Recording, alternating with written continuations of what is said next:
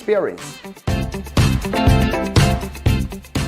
Let's start with Eleglide M1 Plus unboxing and assembly. For what's inside the box is quite standard for an e-bike. You get a power adapter, manual, pedal, and some tools for installing tracer, and then of course the bike. For the assembly, I've actually shot a tutorial that when I visited the Eleglide factory. You can check out the video from here if you're interested. Seeing the engineer assembling the bike was so easy, but when it was my time to assemble the bike, it was easy too. But I've got to admit, the first time I accidentally installed the front fork reversed. I guess it's the movie Tennis fault. Because I watched it recently and it's all in my head, and I thought I'm in another reversing world. So, what jokes aside, when I realized something was wrong, it took me about 5 minutes to rectify it. You just make sure this part is in front.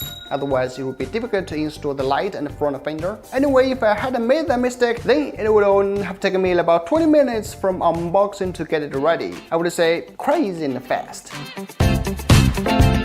This part is somehow boring, but still I like to talk about it a bit more because the M1 series does look minimalistic and sexy. First, let's check out Eleglide M1. It features two CST26 by 2.1 inch large pneumatic tires, each with a mechanical disc brake. Compared to hydraulic disc brakes, it's a lot easier to use and maintain, perfect for entry-level riders. The rear tire sports a 250-watt motor, which enables you to reach a max speed of 25 km/h. We'll get to that in a second. Moving up is the 7.5 amp-hour capacity battery. For my test, I can easily reach about 60 km in mobile mode on a single charge, where it takes about 4 hours to fully charge. Not bad for an e-bike in this price range. Finally, let's move to the handlebars. There are two handbrakes at the front, that's traditional. What's new is the Eleglide M1 sports two Shimano radials. This is one of the few e-bikes I've tested that has this feature, and that gives it a whopping 21 speeds. Well, to be honest, I don't think most people really need this level of gradation in the e-bike drivetrain. Because with the motor assistance, you can be a little less optimized with your gear ratios. You don't always need the exactly perfect ratio for every single incline. But for those who sometimes don't want assistance, that do want more choices, the Eleglide M1 certainly doesn't hold back. There's also a simple panel on the left handlebar and houses the power key, light, and mode switch button. That's all. As for the Eleglide M1 Plus, it has the same design as the M1. The plus part is it has upgraded the tires to 27.5 inch and also a much bigger capacity battery.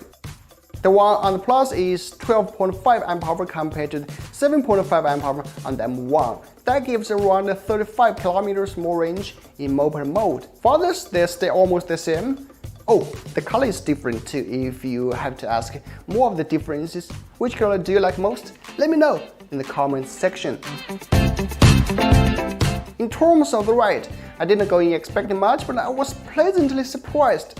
Again, it doesn't compare to the several $1,000 e-bikes or some fighter-type e-bikes I've reviewed before, but it also doesn't have to. Standing on its own is a fun bike to ride and to run on. The suspension and 26-inch tires are enough to absorb some bumps in the road and make uneven surfaces doable without jarring your wrist bones apart. I felt comfortable and stable on those well-maintained city roads, but for cobblestones or the high-impact or rough terrain, it felt a bit less enjoyable but acceptable. Overall, I'm totally fine with it, as the M1 series is more for city commutes, and I assume most people will be using the M1 on fairly decent streets and bike lanes. The power is plenty for average riders, even though it might not climb steep hills on its own. Right now, you may have noticed one thing: the M1 series bikes seem to only have moped mode. What about pure electric mode that doesn't require me to pedal? Well, Eleglide has got you covered. You can install the pure electric kit that comes with the box. Once installed, you can just rotate the throttle and let the bike do the work while you just enjoy the ride. The reason why it's not installed by default is because in some countries, pure electric mode is not allowed for e-bikes, so Eleglide limited by default and leaves the choice to you. Yes, always check your local laws for riding. Another good thing about the M1 series is they come with a walking mode, namely when sometimes you don't want to ride but walk with the bike. Unlike traditional bikes, you have to push hard, especially on steep slopes, while for the M1 series, you don't have to. It gives you a moderate amount of power to assist you pushing the bike, so you can easily go over different slopes. So now, my conclusion. Despite the fact that Eleglide is largely undiscovered brand, I had a great experience with the Eleglide M1 series. Of course, it's not going to be the best e-bike I've ridden, but for sure, they're pretty decent e-bikes for their prices. Everything else on the bike pretty much screams good enough to me. The speeds are fine, not crazy fast, but enough for your daily commutes. The tires are acceptable, not stellar.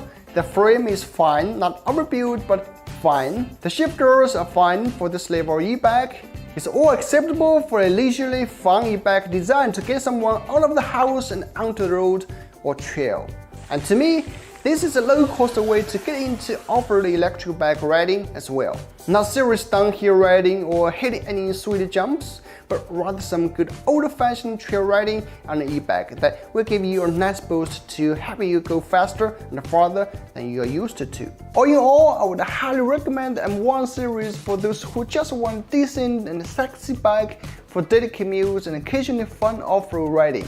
Again, the M1 series is yet another cool e-bike that proves you don't need to borrow your budget to get a solid one. It's not too heavy on the back or the wallet, and it offers up a decent amount of performance for the price, and that's maybe what you are looking for too. Link is in the description, please don't forget to check it out.